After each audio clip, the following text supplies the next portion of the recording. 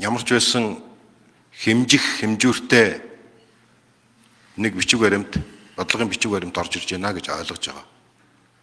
Тэгэхдээ бид нар 30 жил олон засгийн газар олон сайхан төлөвлөлтийг хийгээд хэрэгжихгүй байгаа үндсэн шалтгаан юу юм бэ гэдгээ Монгол улс нэг онцлох хэрэгтэй байгаамаа. Алдаагаа засдаггүй хүслийн жагсаалт дахин битгий орж ирээсэ гэж бодож байна. Хоёрдугаар Монгол улсыг хөгжүүлэх 5 жилийн үндсэн чиглэл засгийн газрын 4 жил хөгжүүлэх мөрийн хөтөлбөр хоёрын гол ялгаа юу юм бэ гэдгийг илүү сайн ойлгох хэрэгтэй болов. Үнэхээр энэ засгийн газрыг хэрэгжүүлэх мөрийн хөтөлбөртэй адилхан юм бол энийг заавал батлах шаардлага байна уугүй юу гэдэг асуудал. Үнэхээр Монгол улсыг хөгжүүлэх тэр төслүүдийг эренбээр нь жагсааж байгаа бол энийг батлах шаардлагатай гэж бодож байна. Тэгэхээр энд нэг зүйлийг би асуулт тодруулъя гэж бодож байна. Үнэхээр эренбилж байгаа мó?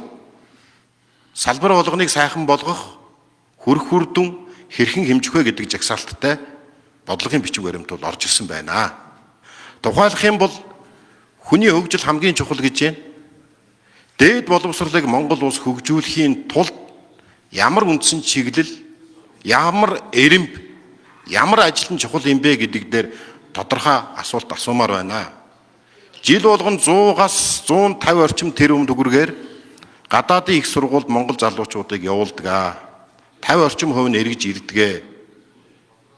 Жожиг сүрэн сайда 50 орчим хувь нь эргэж ирдэг.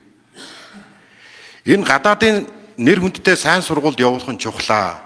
Гэхдээ дэлхийн хэмжээний багш нарыг Монголдо урьж Монгол улсын үндэсний их сургууль, шинжлэх ухааны технологийн их сургууль, хөдөө аж ахуйн их сургууль, энэ эрүүл мэндийн шинжлэх ухааны сургуулаа дэлхийн хэмжээний сургууль болгох ийм реформ тогтолцооны өөрчлөлт хийж болдоггүй мүү?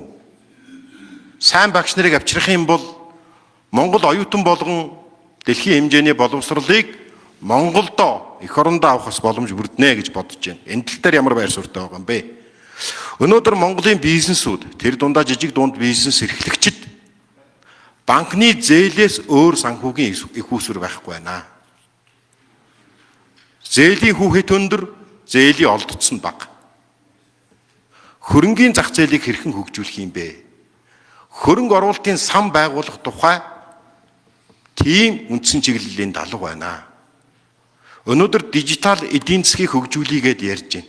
Сайн санаачлаг, тэр бизнес цэцэглэн хөгжих, ургах тэр хөрс суурь нь Монгол байхгүй байна. Бидний жишээ авдаг Казахстан, Өзбекстанд яаж яах вэ гэхээр хөрөнгө оруулалтын сангууд нь хөрөнгө оруулаад явдаг тэр тогтолцоор орсон байна. Тэгэхээр Монгол улс бол бизнес хөрөнгө оруулдаг. Бизнес хийхин тулд заавал зээл авдаг биш. Банкны хаалга, очир дугаар хүлээдэг биш. Хөрөнгө оруулалт авдаг шинэ орчин, шинэ сувгийг бий болгох энэ чиглэл байна уу гэдгийг хэлье. 3 дугаарт нь санхүүгийн зах зээл дээр банк давмгайлж байна. Гадны банкыг Монгол улс оруулж ирэх юм уу, оруулж ирэхгүй юм уу?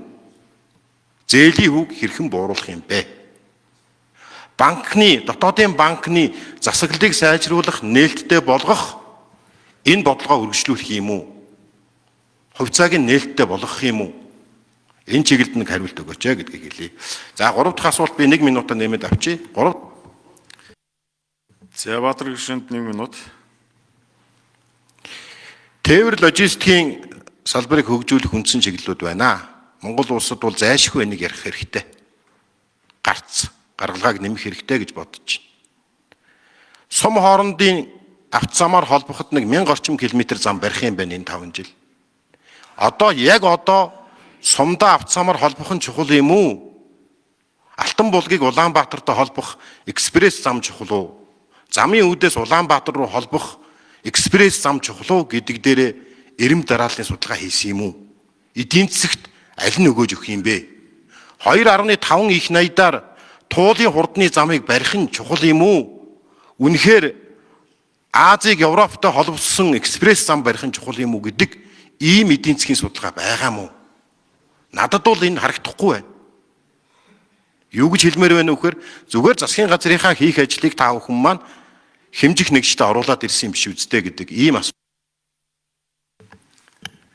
За Баатархуу гишүүний асуулт саналтаа бас санал үндсэндээ нэг байна. Жишээлбэл боловсролын салбарт бид суралцсан хувьсгал хийх ёстой. Суралцсан хувьсгал гэдэг бол илүү үр дүнтэй суралцах боломжийг нээх явдал юм. Тийм учраас одоо дэлхий дээр диплома deflation буюу одоо дипломын өнгөөдөл явж байгаа. Гадаадын нэр хүндтэй өндөр зардалтай сургууль суралцахаас илүү Монголоос ч гэсэн дэлхийн түвшний боловсролыг эзэмших ийм захин платформ суралцсан хувьсгал дэлхийд даяар хийгдэж байна.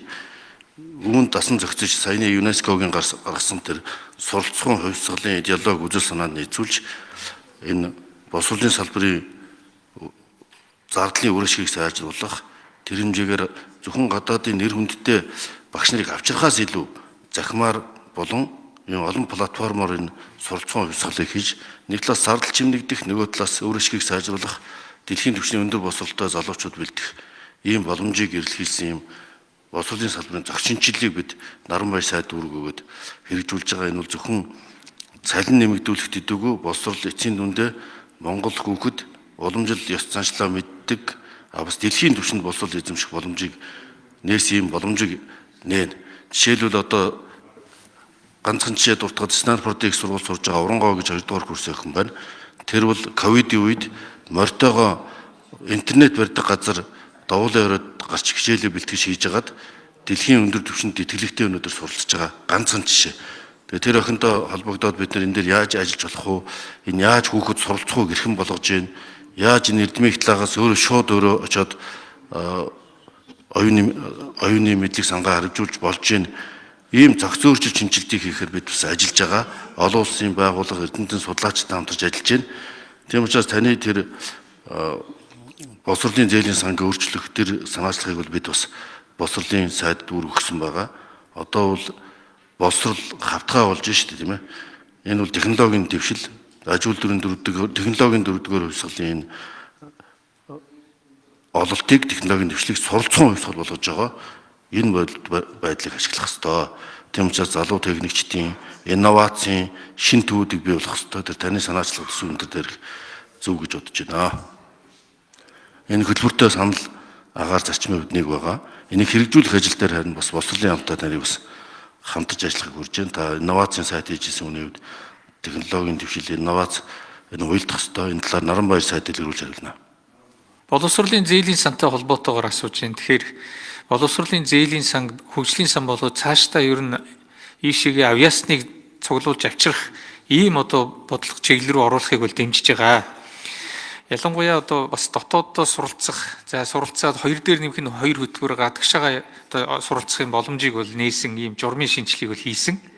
За түүний зэрэгцээ бид бас энэ дотоодынхаа ихтэй сургуулиудыг бол олон улсын эренб чансааны одоо энэ үзүүлэлтүүд рүү оруулж, шалгуулж ингэж эренбийг тогтоож байгаа. Одоо өнөөдөр МУИС болоод жишээлбэл дэлхийн одоо шилдэг 1500 дотор ороод ирсэн, Анагаах ухааны их сургууль 1237-д ингэж агсаж явах жишээтэй ийм одоо шинжилгүүд хийгдэж аль болохоор дотооддоо бас боловсрол эзэмших боломжийг илүү төлхөө болгох ийм бодлого бол явж байгаа. Цаашдаа ер нь бид шүтээс болоод МУИС за мөн Анагаахын их сургуулиуд дээр бол одоо төсвөөс дэмжлэг үзүүлж шинэ байрыг барихын ажлыг хийж байна. Сувилхан ухааны чиглэлээр бол хоёр ч одоо том байр бариулж энэ дээр бол сувилхан ухааны чиглэлээр хүнээ бэлтгэхийн боломжийг бий болгож байна. Ер нь 158 тэрбумын одоо ийм төсөвтэйгээр ажиллаж байгаа боловсролын зээлийн сан. За эндээс бол ихэнх одоо хөтөлбөр юмнууд бол ерөнхийлөгчийн тэтгэлгээр суралцж байгаа оюутнууд одоо 1000 гарч байна. Тэгэхээр энэ жилийг оруулаад тэгэхээр эдгээр хүүхдүүдтэй бол ямар гэрээ байгуулж ийм хэрэг ерөөсөө буцаж ирэх ирээд ажиллах ийм гэрээтэй 5 жил заавал одоо өөрийнхөө төрсөн нутаг болоод Улаанбаатар хотод ажиллах юм боломжтой гоор ажиллах ёстой. Тэгжээж энэ бол ийм тэтгэлэг болох ёстой. Ер нь боловсролын зээлийн сан бол тэтгэлэг, хөнгөлөлт, зээл эдгээр гэсэн 4 төрлийн 31 бүтээгдэхүүнийг үзүүлдэг. Тэгээ энэ хооронд бид бас таны хэлсэнчлэн аль болохоор энэ боловсролын зээлийн санг Монгол улсын ирээдүйг авч явах шилдэг боловсон хүчний бүрдүүлж тэр нь эх орондоо хүчээ өгж идэг ийм л одоо боломжтой. Банкны арилжааны банкуд бол харьцангуй одоо сүүлийн үед бас өөрсдөө эрсдлээ даагаад эрсдэлгүй ажиллах энэ ажил дээр бас нэлээд анхаарал тавьж харьцангуй тогтвортой болж байгаа. Төрийн банкны тухайд бас тодорхой хувийн хөгжлөх олон нийтэд нээлттэй арилжах ийм замаар бас гадаад дотоодын хөрөнгө оруулалтыг татах юм бодлого бас оруулж ирж байгаа. Үндсэн чиглэл дотор гадаадын хөрөнгө оруулалтаас гаднаас банк оруулах асуудлыг дэмжих ийм заалт орсон байгаа. Тийм болохоос өрсөлдөө нэмэгдэн илүү одоос гаднаас хөрөнгө оруулалт санхүүг одоо их усүр татагдж нэмж бий болох, их усүр бий болох. Энэгээр бас зээлийн хүү бас дагаад энэ арилжааны банкуудад өгч байгаа хувийн хөвшилд ялангуяа одоо хөрөнгө оруулалт үйлдвэрлэл томоохон одоо төслүүд хэрэгжүүлэх зээлийн хүү бас буурах, эдийн засагт хэлэхтийн бололцоо бүрдүүлэх зорилгоор гадаадын бас хөрөнгө оруулалттай банкыг Монголд бас оруулж ирэх энэ асуудлыг бас үндсэн чиглэлд туссан байгаа. За би Баатархүү гишүүнтэй санал нэг байна. Ер нь бол бид энэ хоёр улсыг холбосон транзит, ялангуяа босоо тэнхилгийн замаа шинчлэх, тусгай зориулалтын хүн даацын зам тавихгүй бол ер нь бол болохгүй байгаа. Манайхаар одоо хамгийн дөхтгээд Оросын улбаны улсаас ч тээвэр их явж гин, Хятадаас ч их тээвэр явж гин. Тэгээ бид бол бас тусгай зөвшөөрлийн өгөөд ингээд энэ манай Монгол дээгүүр зорчиж байгаа замаасаа нэг машинаас ингээд амжаад өнгөрөхөд 300 мянган төгрөгийн ийм төлбөр авд юм. Тэгэхээр зэрэг эхний одоо замыг бид нар замын үед говь сүмбэр гэж тусгай зориулалтын замын сонгон шалгаруулалт зарласан. Тэгээ энэ ямар учиртай юм гэхээр ийм одоо том замыг бид нар бол төсвийн мөнгөөр хийх ямарч боломжгүй учраас төр үеийн хвшлийн түншлэлээр гүйцээ одоо энийг барих ийм сонгон шалгаруулалт хийсэн байгаа. Тэгээд 11 компани санал ирүүлснээс одоогор бол 3 компани одоо шалгараад одоо эцсийн одоо сүүлийнхэн дүнг одоо манай үнэлгээний комисс гаргана. Энэ бол одоо тусгай зориулалтын хүн даацын ийм замыг тавьж байгаа. Тэгээ шат дараатаагаар ингээд ер нь замуудыг бид нар аль болохоор одоо төр үеийн хвшлийн түншлэлээр ингээ хувийн зам болгож өгч бариулахгүй бол бид нар ингээд өөрсдөө санхүүгийн боломж байхгүй учраас цаашдаа бол төлбөртэй замыг л бий болгоё гэж.